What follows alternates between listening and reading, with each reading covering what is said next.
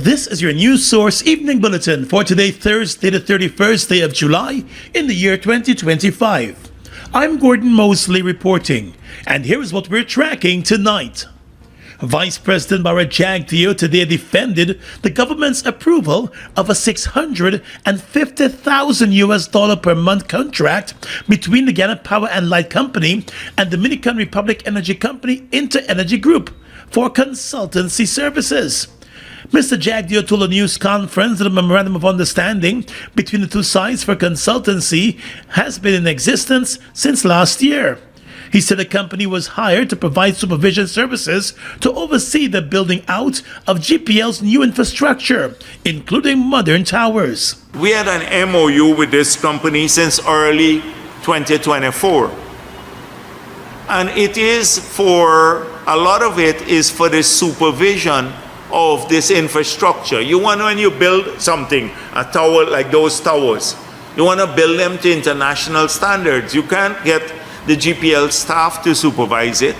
They don't have time. They're busy trying to keep the power on and fixing the old system and all, some of the transformers that are going out. So you have to get a firm to supervise. Mr. Jagdeo said there was nothing secretive about the contract, although the government made no mention of it until after news source first reported on the issue yesterday. According to the Vice President, the company is well known for its technical capabilities, and the government thought it best to engage with it for critical works needed to be undertaken by GPL. He said the price is actually low for the scope of work to be done. And when you look at the cost compared to other supervision costs based on scale of the civil work contract, you don't see it's a small amount. And it was not secretly done. You know, secretly done. You can't secretly hire somebody, as my Paul has been pushing. My Paul been trying hard to talk. They're trying to resurrect this whole thing about corruption. Meanwhile, on the recent spate of power outages, Mr. Jagdeo clarified that the blackouts in several communities were not due to a shortage of power in the system. But according to him, those blackouts were as a result of infrastructure works being done in various areas. Because we have enough power in the system. We have enough power with the power ship and the other plants. It's just that they have to interrupt power to move these utility poles for the construction activities, and it creates problems for people. Mr. Jagdeo urged affected persons to be patient, noting that they don't have much of a choice because the roadworks have to continue. He said the government is trying to fix the system. The system we are putting in place now, when the gas to energy is completed, a lot of those transmission mains that we have there will be removed onto these high towers. You saw a contract for $422 million awarded US dollars to build those high towers to take the power all the way to the border with Suriname. Then it will go to Parika and Linden on those big steel towers. If you drive, you'll see some of them by Eccles. So it's a modern grid we're building out. Today, several communities across Georgetown and Berbice were hit with a power outage for more than 4 hours. GPL blamed the problem on an unexplained explosion at its Kingston power station. More news coming up in just a moment.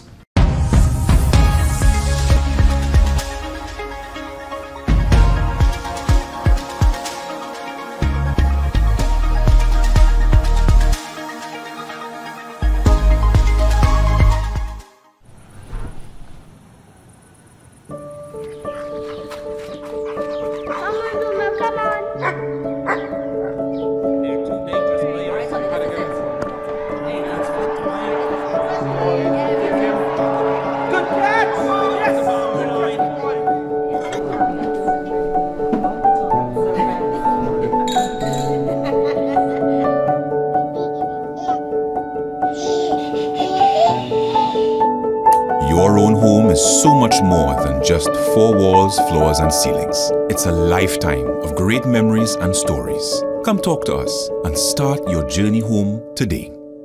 Republic Bank, we're the one for you. We voting for the PPPC again.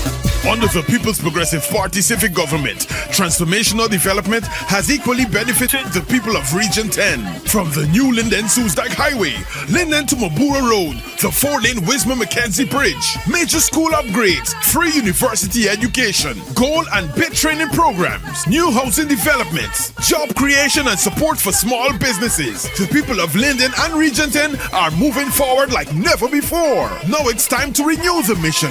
It's time to stand strong with the PPPC on the road to elections victory. Bring your family, neighbors and friends as we rally with the Red Tsunami on Sunday, August 3rd from 4 p.m. at Lukang Pen Square, Wisma Linden. Hear from President Dr. Irfan Ali, General Secretary Dr. Barrett Jagdeo, and Prime Minister Brigadier Retired Mark Phillips and others. Be there for the first-hand outline of the PPPC's Region 10 and National Development Plans for the next 5 years as we continue the momentum with bold initiatives to further enhance education, healthcare delivery, entrepreneurship, agriculture, home ownership, job opportunities, youth development, and recreational facilities. The PPPC is the only multi-ethnic and trusted political party committed to ensuring no community is left behind. Rally with us on Sunday, August 3rd from 4 p.m. at Lukang Pen Square, Wisma Linden. Vote PPPC, forward together for a better Guyana.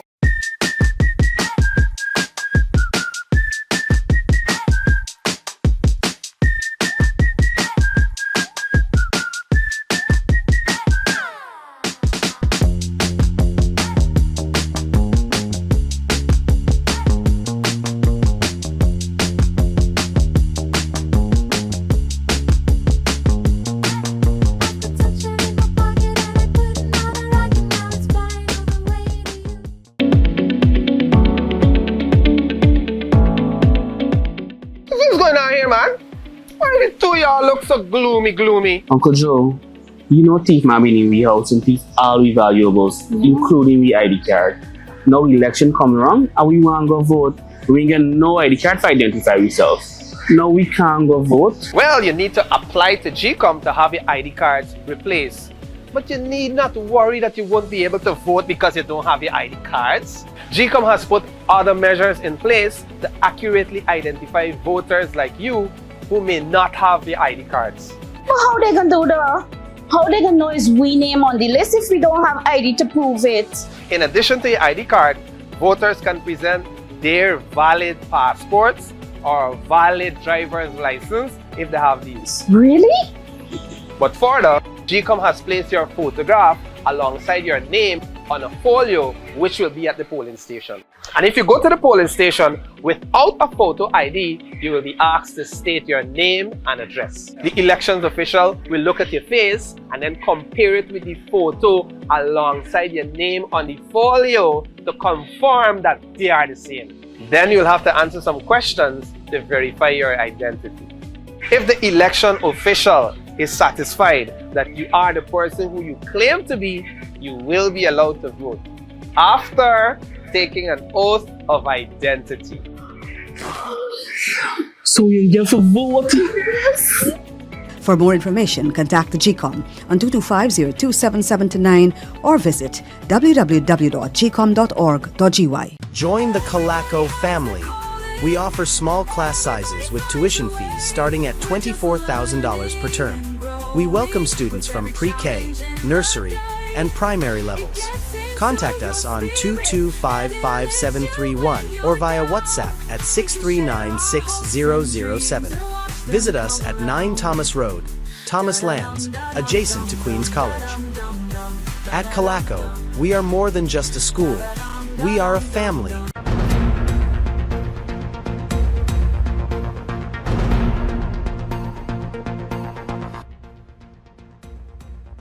Well, the Opposition of Partnership for National Unity, APNU, has slammed the government over its decision to give full approval to the Guyana Power and Light Company to sole source that consultancy contract with the Dominican Republic company for $650,000 per month. In a statement, APNU member Ganesh Mahipol said the revelation of the staggering consultancy contract is a slap in the face to the Guyanese people. He said the secretive, bloated arrangement is emblematic of a government more concerned with wasting Guyanese money than empowering local talent or delivering reliable electricity to citizens. Mahipal pointed out that the contract will work out to $7.8 million per year, and it was handed out to a single company without competitive tender and without public consultation and without parliamentary scrutiny. He said the move by the government represents poor governance and is an insult to taxpayers, workers, and every Guyanese family struggling with power outages and high electricity bills. The cabinet gave its approval for the contract 2 weeks ago. Mr. Mahipal said the government greenlit the deal behind closed doors rather than face public accountability, adding that there was no transparent procurement process and no opportunity for local or regional companies to compete.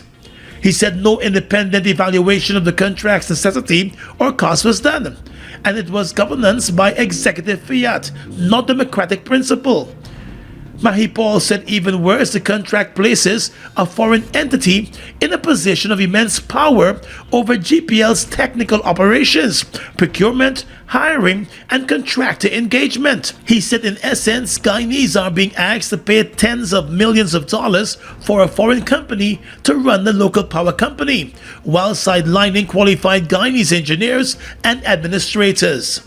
The government made no announcement about the $650,000 per month contract with Inter Energy for Consultancy Services, the GPL. However, GPL recently stated that the company's support was needed as it rolls out new projects, and the vice president today, as we reported, has defended the contract. Mahipal said a search of the company's background has found that it has faced criticism in other countries where it operated over a poor track record and underperformance. He said the full terms of the hefty contract are still to be known, promising that under an APNU-led government, all energy contracts will be subject to open, competitive bidding with clear evaluation criteria and stakeholder consultation.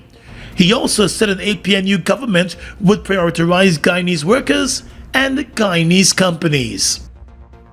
Turning now to the world of business, a business support desk which was conceptualized and funded by the Inter-American Development Bank and is being facilitated by the Private Sector Commission has been operationalized. The move comes as the Georgetown Chamber of Commerce and Industry observes National Small Business Week. The Business Support Desk is intended to increase the access to financing and foster sustainable growth for small and medium-sized enterprises. The Business Support Desk Project Manager Jared Kisun told reporters today that the desk was set up to respond to the challenges facing SMEs in accessing finance. In response to the outcry from the private sector, particularly small businesses, with regards to the inability to access finance in Guyana to grow their businesses, the Inter-American Development Bank did a study, and in consultation with both small businesses, large businesses, and lenders, what we found is there is a disconnect. The small businesses, while they do say that finance is hard to access, the main answer from the lenders is, well, these guys aren't bankable. They're not investable. They're not prepared to access finance, and therefore they're too high risk for us to reach out to offer finance. Kisun also said the Business Support Desk is therefore intended to bridge the gap between those small and medium enterprises and financial institutions. Our unique value proposition is to empower Guyanese businesses operating outside of the oil and gas sector. We want to achieve success by providing tailored capacity building services, facilitating strategic partnerships, and offering innovative market responsive solutions. Through direct engagement and strategic linkages with financial institutions, business service providers that have been shortlisted by the Inter-American Development Bank, and private sector entities. The president of the Georgetown Chamber of Commerce, Kathy Smith, said small and medium enterprises should seize the opportunity to access and benefit from the services being offered by the Business Support Desk. The opportunity is there for 50 businesses who have a good idea, consider themselves bankable, and also, by the way, IDB Desk is willing to work with them to ensure that they're bankable once they have a good and a great idea, and they can get the opportunity to be financed. The Business Support Desk is expected to be featured during the Chamber of Commerce's Small Business Seminar and Expo, built for the 9th of August at the Arthur Chung Conference Center. The GCCI president said small businesses continue to contribute significantly to the country's economy. And on the 9th of August, more than 40 small businesses will be on display. Small businesses we have seen in Guyana has become the lifeblood of this economy, and I'll boldly say that, because those are the businesses that are hiring thousands of Guyanese and other nationals that are coming in this country legally and getting an opportunity to work.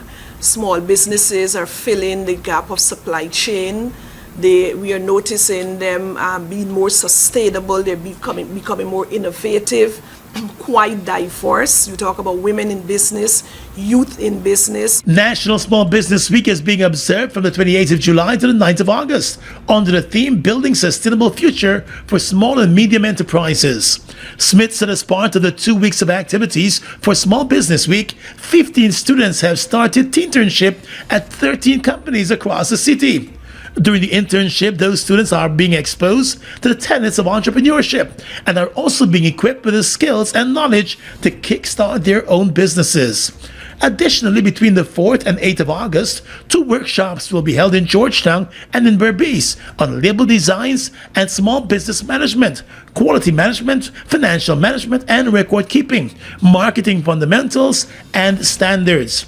Brava, a next-generation solutions provider, and the Guyana Bank for Trade and Industry GBTI are among the businesses sponsoring the week of activities. The Alliance for Change has expressed some concern over the inclusion of Chevron Corporation in the Stabroek block, warning that a lack of information on Chevron's entry by the government is also cause for concern. Chevron recently took over the Hess Corporation after winning a legal battle with ExxonMobil over Hess's stake in the Stabroek block offshore Guyana. The $53 billion acquisition gives Chevron a 30% stake in the offshore oil development.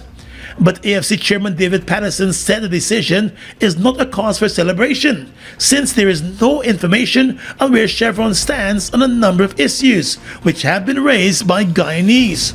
He said while Chevron is a top oil producing company, he is not confident that the company entrance will be helpful. Another issue Mr. Patterson raised is whether ExxonMobil will be given a green light in the Chevron partnership to be the operator, as was the case with the joint venture with Hess, ExxonMobil and CNOOC.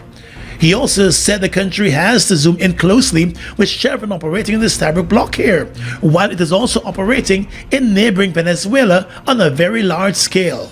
He said the question of interest will come into play, and Guyana will have to ensure it has solid safeguards. Patterson wants the government to be a bit more forthright with information on the partnership. Meanwhile, leader of the Alliance for Change, Nigel Hughes, also wants the government to call a stakeholder engagement on the matter and map out how various scenarios will be addressed should the need arise. How to vote. Having been identified as the voter you claim to be, you will be given a ballot paper that is stamped at the back on the top section as well as the bottom section in your presence.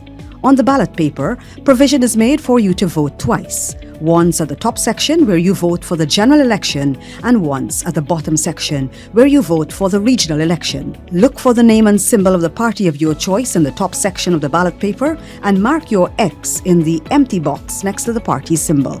Then look for the name and symbol of the party of your choice in the bottom section and mark your X in the empty box next to the party's symbol. After you have voted, fold the ballot paper as shown by the election official, dip the first joint of your right index finger in the ink provided, then place the ballot paper in the ballot box. You will then have to peacefully depart the polling station. For more information, contact the GCOM on 225-027729 or visit www.gcom.org.gy.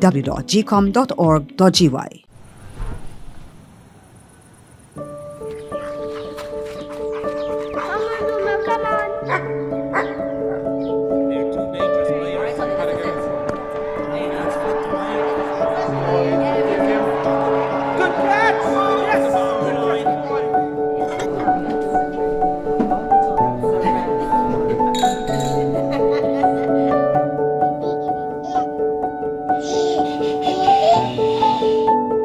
Your own home is so much more than just four walls, floors, and ceilings. It's a lifetime of great memories and stories. Come talk to us and start your journey home today. Republic Bank. We're the one for you. New York City, summer is about to get hot. Saturday, August 2nd, SR Hamilton LLC presents Gospel Infusion. Featuring Samuel Meadows, Psycho, Eddie Neblett, Sean Daniels out of Trinidad, Christelle Brandt, Sherilyn Maloney, DJ Kesta D, Timothy Roberts, and many more at the South Jamaica Multi-Service Center, 11402 Guy R. Brewer Boulevard, Queens, New York. Gates open at 4 p.m., showtime 5 p.m. Get your super early bird tickets for only $50. General admission $70. Pay more at the gate, and limited VIP $100 all inclusive. Come and experience the outpouring of God's grace Saturday, August 2nd. For more information, visit Gospel Infusion on Facebook and Instagram. Washi. Hi people. Washing made so easy since I found Washi. Washi me use wash me clothes and I can say Washi soap powder wash clothes so nice. Washi soap powder leave your clothes color bright. Washi soap powder leave me clothes smelling nice, of course. So give thanks to Washi soap powder for doing my laundry right. Keep my clothes color bright. Have my clothes smelling nice for sure. I could not ask for more. Comes in lemon and original. It is a washing machine in a pack. Washi soap powder wash clothes so nice. Washi soap powder leave your clothes color bright. Washi soap powder have my clothes smelling nice, of course. Distributors located in the Stabrook Market.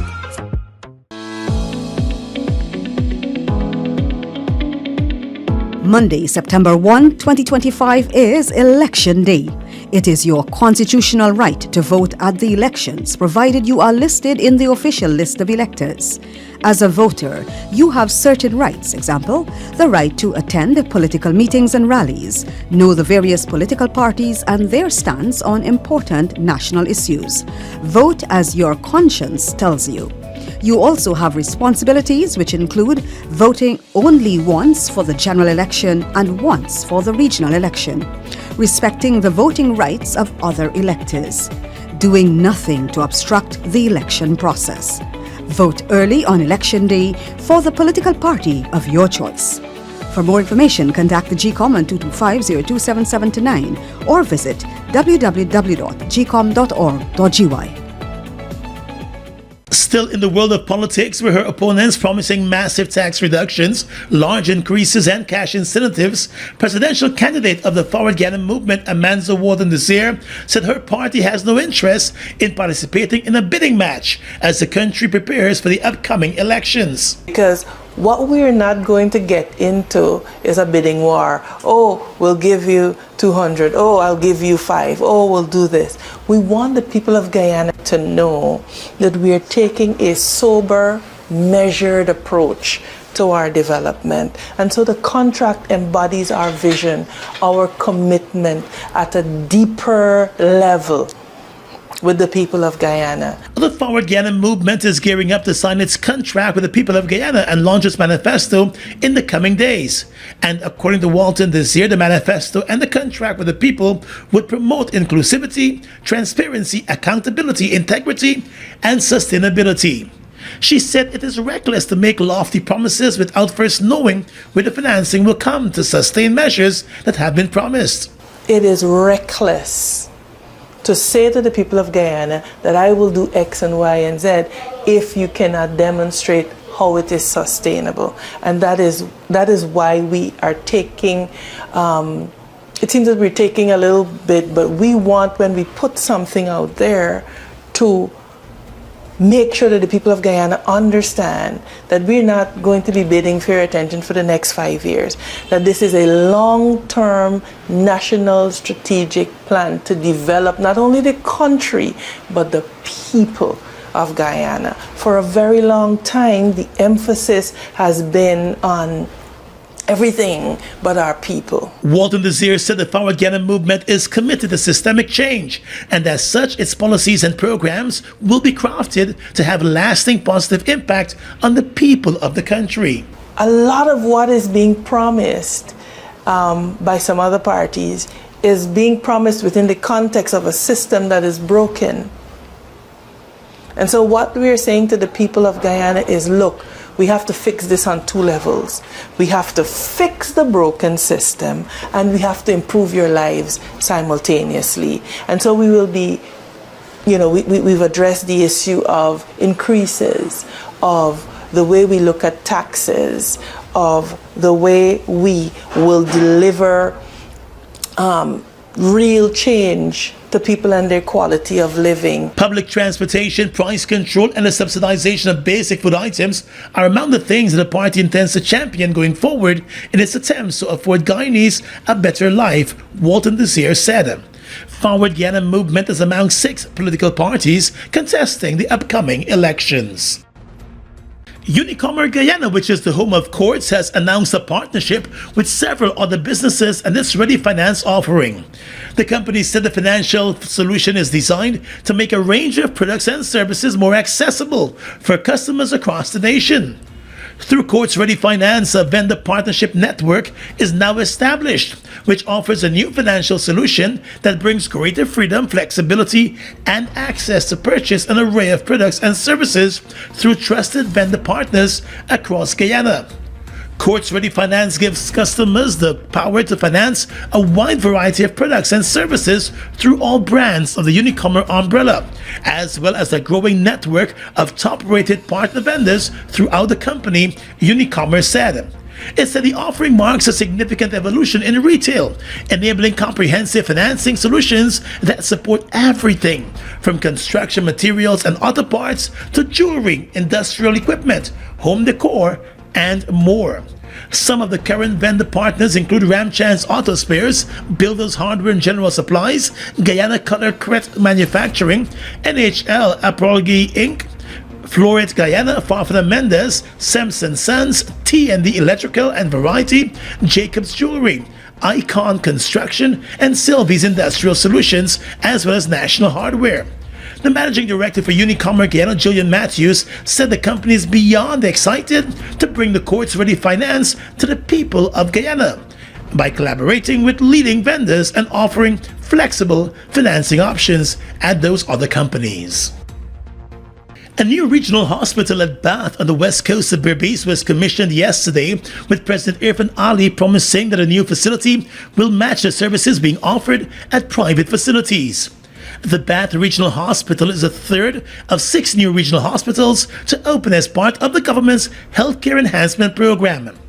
At the commissioning ceremony, President Ali said the hospital is not just a healthcare facility, but it is one that would transform healthcare delivery in the West Berbice area. He said the goal is to ensure that the facility, along with all others, deliver consistent, high-class medical services. This hospital alone will expand and increase availability of lab services by more than 40%.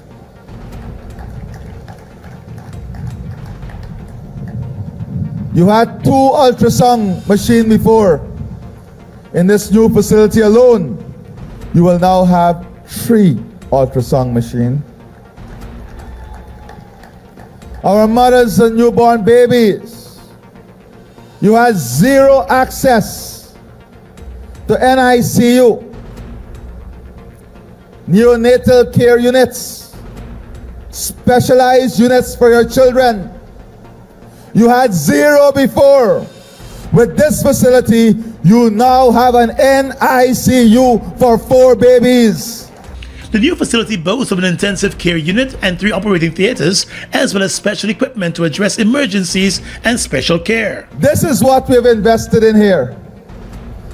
A state-of-the-art facility, a modern facility in Region 5, because you deserve equal care and equal treatment like any other region in this country. Meanwhile, the Minister of Health, Dr. Frank Anthony, said the Fort Wellington Hospital and the Maikoni Cottage Hospital that operate in Region 5 do not have enough space for patients to be comfortably housed. He said there was also no adequate accident and emergency departments at those 2 hospitals. What you're seeing is the steps that the government has taken for us to move towards a world-class healthcare system.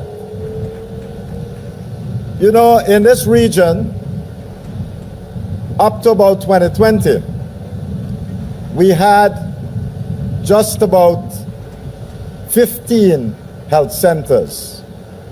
And over the last 3 years, we have built and equipped an additional 4 health centers in the region.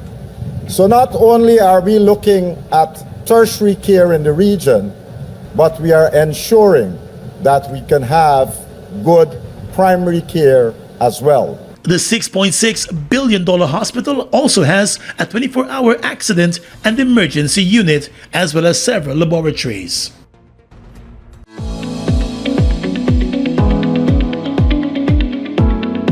Hi, Miss Shirley. Miss Shirley, help me out now, please. Why everyone telling me I must exercise my right to vote? Me ain't got time for that. Why must I vote? Why must you vote?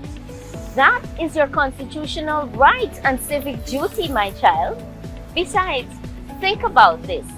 Government officials make decisions that affect the well-being of you, your family, and community. By voting for a party of your choice, you will be electing the people who will be making these very important decisions. If you don't vote, then you will allow the people who vote to choose government officials without your input. Those others may not share your views about issues that matter to you. Wait. Is so much voting means to me? And I done playing the fool? I definitely gonna vote on election day. For more information, contact the GCOM on 225-02779 or visit www.gcom.org.gy.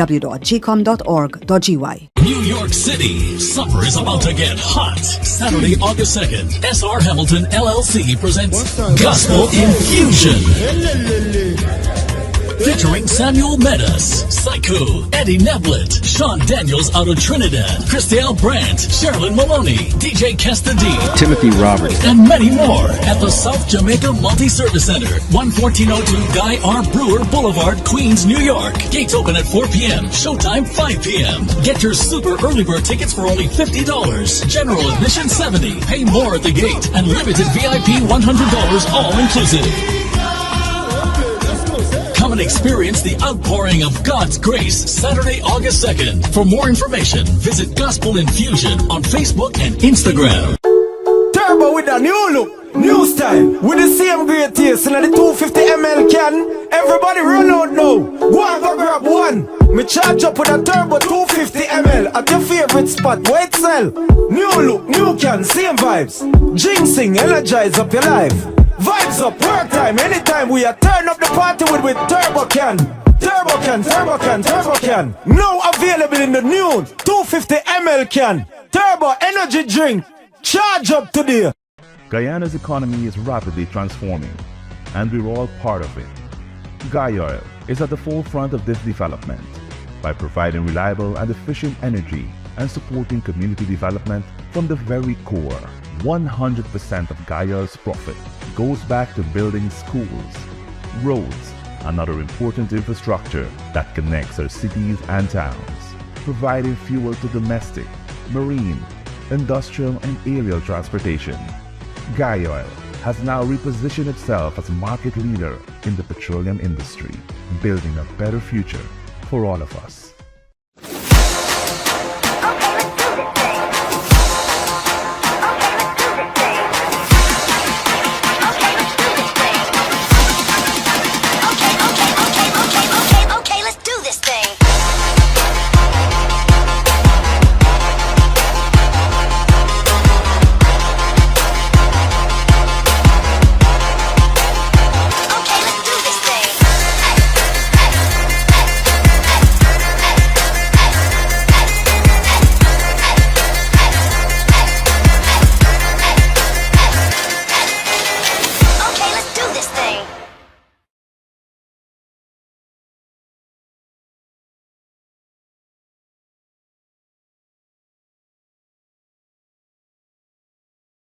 With your regional and international news tonight, I am Svetlana Marshall in the region. Antigua's Office of the Attorney General, Legal Affairs, Public Safety and Labor is summoning the immigration officer who was on duty during the recent airport incident involving former Prime Minister Dr. Keith Rowley. The officer is expected to provide a detailed account of what transpired to put the matter to rest once and for all.